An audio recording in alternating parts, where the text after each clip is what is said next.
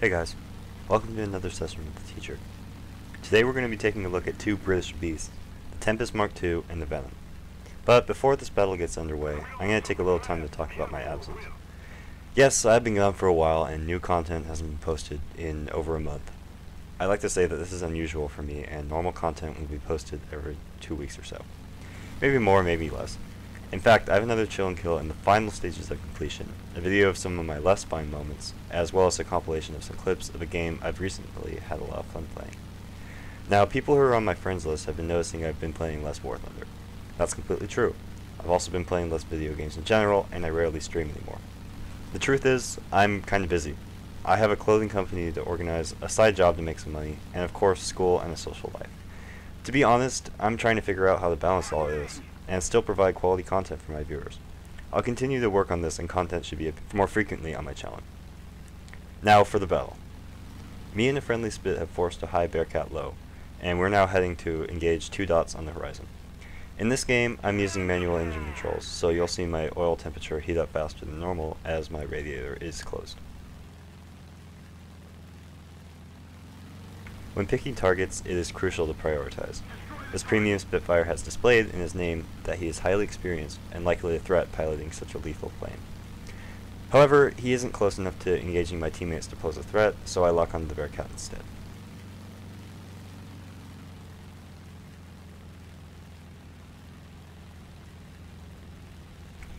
I don't give the Bearcat enough lead, and I didn't expect his turn, so my shots miss. I have a lot of energy, so I go back for altitude.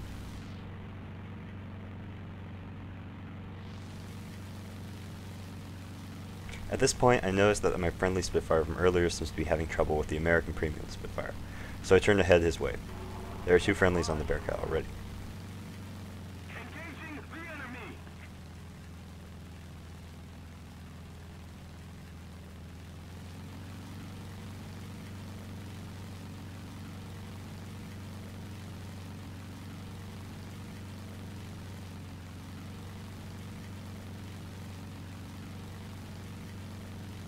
In chat, I tell him to pull the Spitfire into the vertical.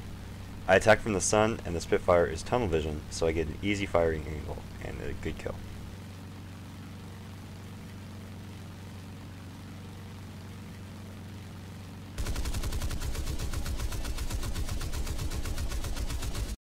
The new air target belts for this balance are completely lethal, much better than the stealth belts were. I pull into a hammerhead to get the maximum amount of energy possible out of my zoom climb.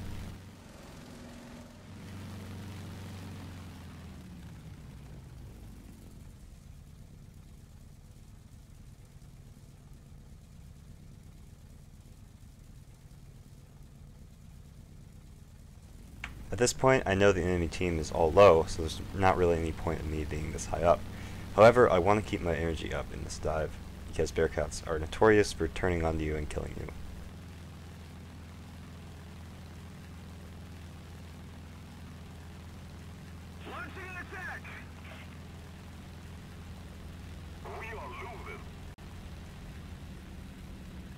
My target here is the Bearcat that just killed a friendly. But he turns around and brings guns onto me, so I'm forced to pull up for altitude. I don't want to head on him.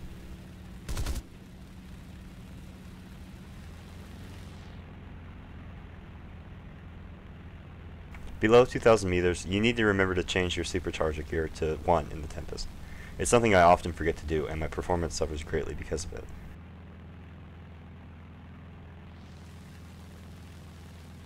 Now, because I was patient and pulled for altitude rather than head-onning, I get a good firing angle on the Bearcat and get a kill.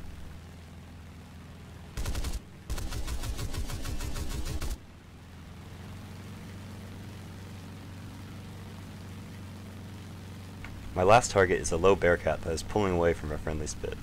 While the Bearcat is a speedy super prop, the Tempest mkII with the closed radiator is the fastest prop in the game.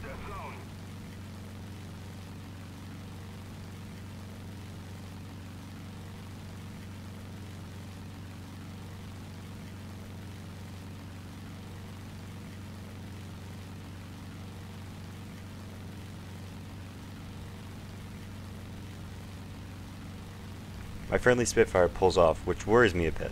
If the Bearcat turns around, he may have a shot at me. However, the Spitfire was crit and wouldn't have been much assistance anyways, he tells me in the chat. I'm gaining very quickly, but the enemy base and its AA is getting closer as well.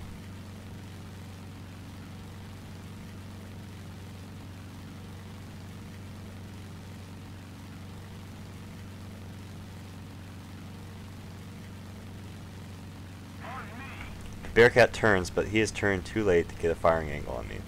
Since I'm using air target stealth rounds, he has no idea which way to evade my shots and turns into an easy kill.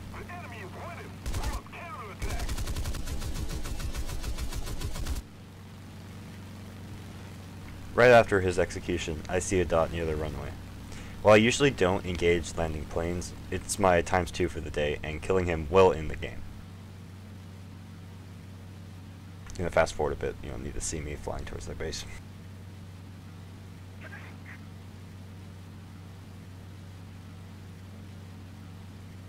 Had this Bearcat held J as soon as he landed, provided he didn't take any damage, he would have been saved.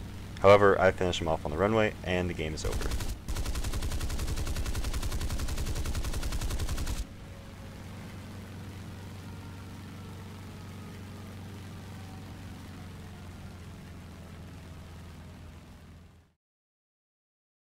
Now for the second battle, we're flying aboard the Venom. This plane is a battle ranking 7.7 jet that is truly a joy to fly, and a plane that I will be taking out more often in the future. Keep in mind throughout the battle that this plane is completely stock. Just watch how fast and maneuverable this plane is compared to its competitors. I manhandled this plane throughout the video and she takes it just fine. This LA-15 appears to not notice me. That's fine with me, I'll take the free kill.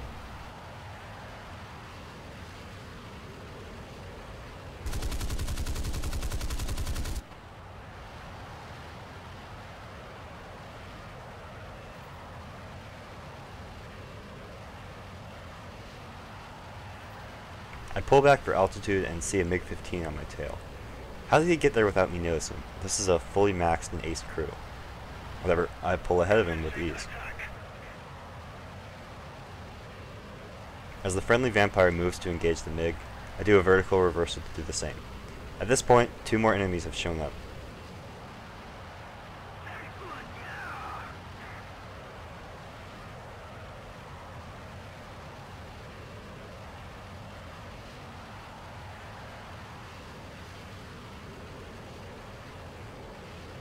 This vampire did the best job you could possibly do in that plane. He lasted a really long time and provided me with bait, as well as took down a MiG-15.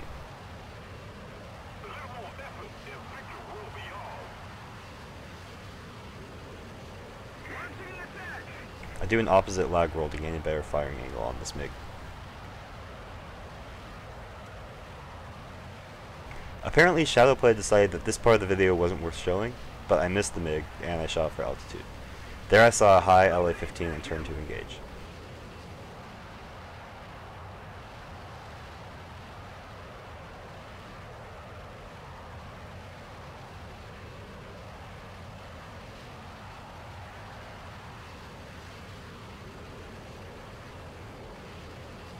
I do another lag roll and pop airbags to cut inside this MiG's turn, but I notice a second MiG on my 6.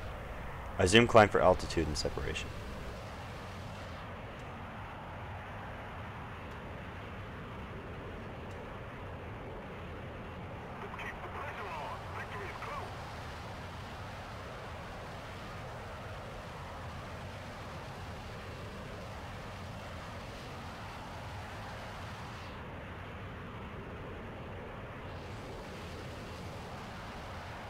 I spot the first mkII through the clouds and lag turn to engage.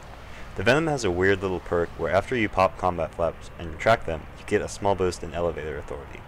I use this to keep with the MiG in the turn, even though he's going far slower than I am. He tries to evade, but gets a bit close to the ground. We'll count that as a maneuver kill.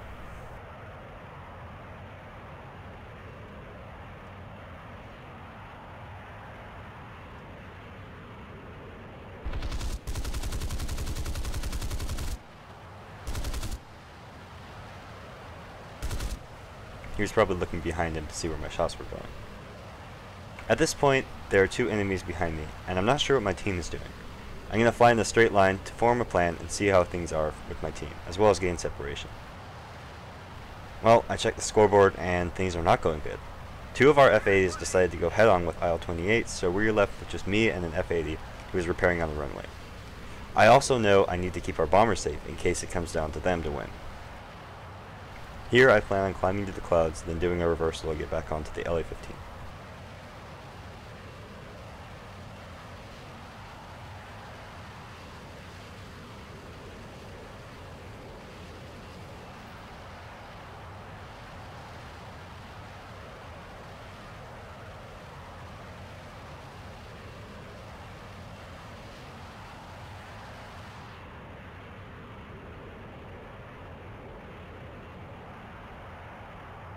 The FAV has just taken off, so I plan on heading towards base, but giving him enough time to get speed to engage.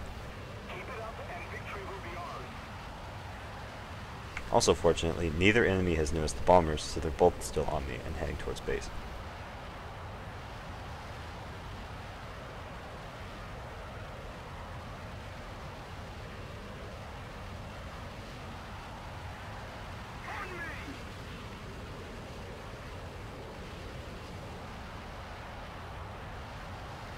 Once I get closer to our F-80, my plan is to turn around the clouds so they can't see my direction, and engage any enemy that gets on the F-80's tail.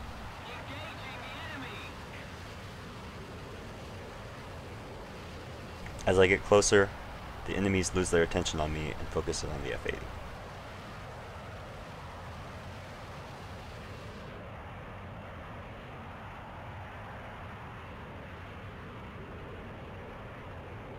My primary target is the LA-15. It is almost as fast as I am, and faster than the F-80. However, my turn rate is much better than this, so I get on its tail in seconds.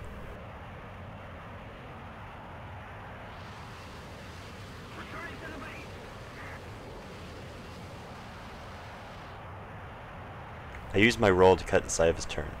I'm going faster than him at this point, so I pop air brakes. The convergence rate and rudder authority on the Venom are incredible, so I easily gain a firing angle on him and execute him.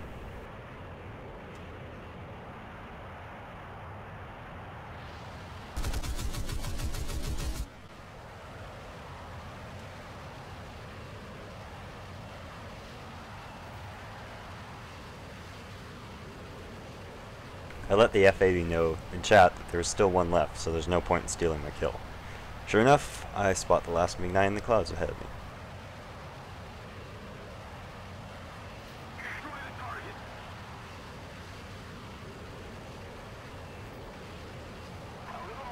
I lose sight of him, but I have a general idea of where he's heading.